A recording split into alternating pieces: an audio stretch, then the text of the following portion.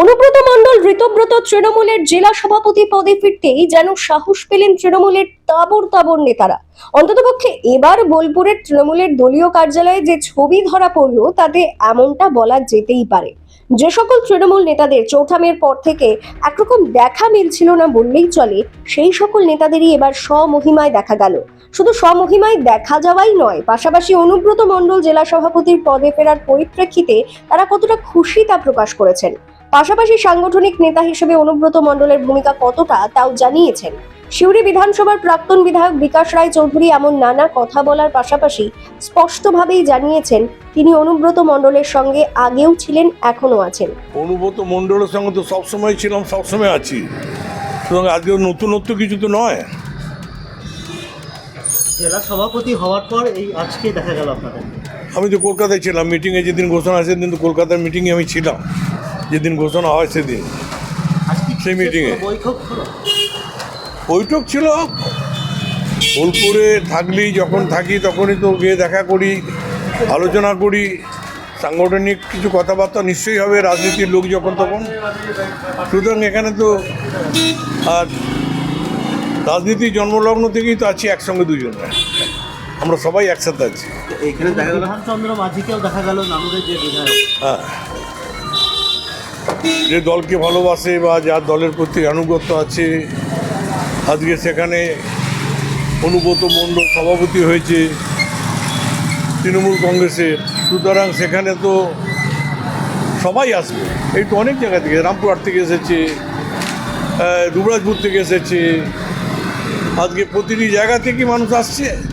তারা তো খুশি যে আমাদের সেই পুরনো নেতা, যাকে বিভিন্নভাবে বিভিন্ন সময়ে বঞ্চিত করা হয়েছিল, এবং আজকে বীরভূম জেলায় যদি পুরো দায়িত্বটা বিগত বিধানসভা নির্বাচনে থাকতো, তাহলে আমার তো মনে হয় বীরভূমের সাংগঠনিক দিকটা আরও শক্তিশালী হতো এবং বীরভূম জেলায় আরও বেশি আমরা সেখানে শক্তিশালী হয়ে আরও বেশি আমাদের দু একটা প্রার্থীও আরও বাড়ত। তাহলে কি অনুব্রত মণ্ডলকে জেলা সভাপতি থেকে সরিয়ে দেওয়াটা কি ভুল হয়েছিল?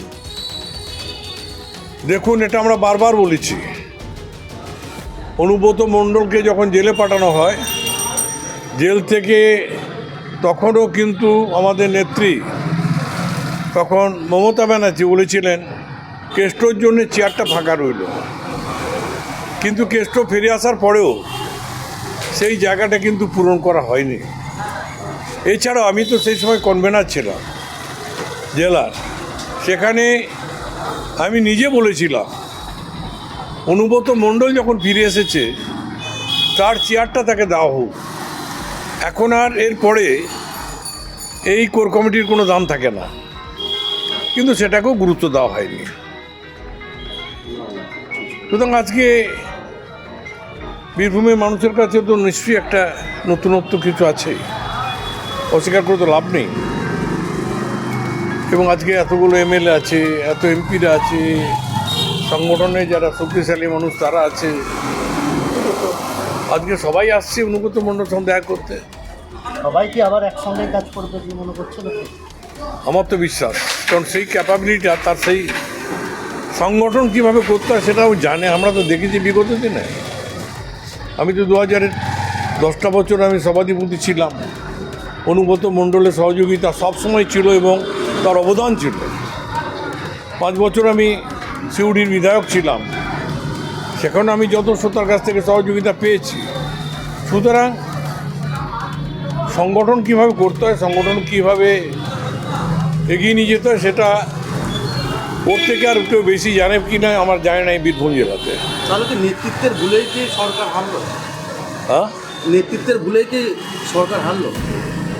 সরকার হারলো কি না জানি না, তবে বীরভূম যেটুকু আমরা দুর্বল হয়েছি অনুব্রত মণ্ডলের হাতে না থাকার জন্য।